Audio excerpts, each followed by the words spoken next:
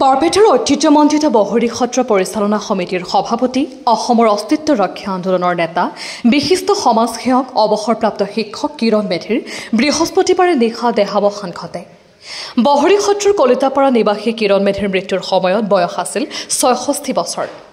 বিগত কেইবামাহ ধৰি অসুস্থ হৈ থকা কিৰণ মেধিৰ শাৰীৰিক অসুস্থতাৰ বাবে বৃহস্পতিবাৰে নিশা তেওঁক বৰপেটা মেডিকেল কলেজ হস্পিটেলত ভৰ্তি কৰা হয় যদিও নিশা ৯:৩০ তেওঁ শেষ নিশ্বাস ত্যাগ কৰে। সামাজিকভাৱে অতি সক্ৰিয় কিৰণ মেধিৰ বিয়োগত বৃহত্তৰ বহৰী অঞ্চলত গভীৰ শোকৰ ছাঁ পৰিছে।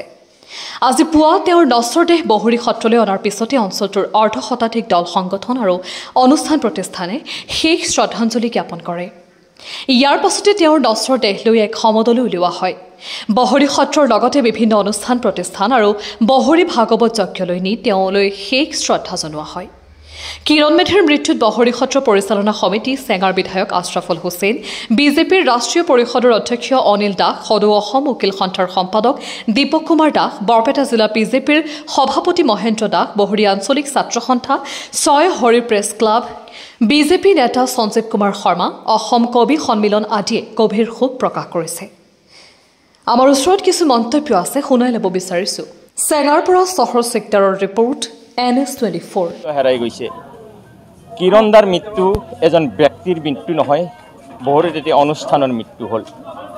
শৈশৱৰ পৰা কিৰণ দাক পাইছোঁ, শৈশৱৰ পৰা পাইছোঁ অসম আন্দোলনত। আমাৰ শৈশৱকালত অসম আন্দোলন বহৰী আঞ্চলিক ছাত্ৰ সন্থা, জিলা ছাত্ৰ সন্থাক নেতৃত্ব দিয়া কিৰণ মেধি দাদা। তাৰপিছত আমি সাংস্কৃতিক জগতখনক আগবাঢ়ি আহোঁতে যিকেইগৰাকী ব্যক্তি আমাক হাতত ধৰি আগবঢ়াই আনিছিল তাৰ ভিতৰত অন্য নাম আছিল কিৰণ দা।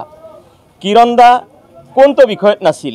এগৰাকী ভাল অভিনেতা, এগৰাকী ভাল নৃত্যশিল্পী, এগৰাকী ভাল নৃত্য পৰিচালক। তাৰোপৰি তেওঁ আছিল, আটাইতকৈ তেওঁৰ গুণটো আছিল যে তেওঁ কিবা কাৰোবাৰ লগত যদি কেতিয়াবা লাগেও কেতিয়াও ধৰি নাথাকে। তেওঁ আছিল এগৰাকী খুব মানৱদৰদী, মানুহপ্ৰিয় এগৰাকী ব্যক্তি। আজি প্ৰতিটো অনুষ্ঠান উকা হৈ গ'ল। কি অনুষ্ঠানত তেওঁ নাছিল? সত্ৰৰ পৰা, ভাগৱত, অখণ্ড ভাগৱত পাঠৰ পৰা, নাট্য জগতৰ পৰা, বিহুৰ পৰা প্ৰতিটো অনুষ্ঠান যেন এতিয়া বহৰীৰ উকা হৈ ৰ'ল। এনেকুৱা এগৰাকী দ্বিতীয় এগৰাকী সমাজ সেৱক, সমাজপ্ৰিয় ব্যক্তি হয়তো আমি কেতিয়াবা যে পাম তাৰ আশা কৰিব নোৱাৰি। আজি তেখেতৰ আত্মাই য'ত আছে তাতেই থাকক, আমাক আশীৰ্বাদ দি যাওক বহৰীবাসীক তেখেতৰ সৰগৰ পৰাই, যেন তেখেতৰ যিখিনি কাম কৰি গৈছিল সেইখিনি যেন আমি পিছৰ প্ৰজন্মই আগুৱাই নিব পাৰোঁ, তাৰেই মই কামনা কৰিলোঁ।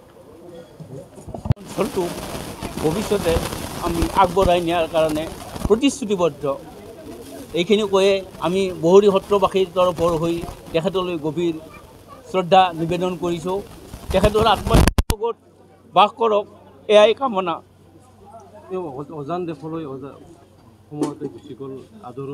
আধৰুৱা কৰি কিবা কাম আধৰুৱা কৰি গ'ল নেকি অজান দেশলৈ? আচলতে আমাৰ সত্ৰৰ বহু কাম আছিল, আধৰুৱা কাম। তেখেতৰ নেতৃত্বতেই এটা মুখ্যমন্ত্ৰীক সাক্ষাৎ কৰি এটা 20 কোটি টকাৰ আঁচনি আৰম্ভ কৰা কথা আছিল। কিজানি চলিত বৰ্ষতে আমি সেইটো কৰিব পাৰিলোঁহেঁতেন।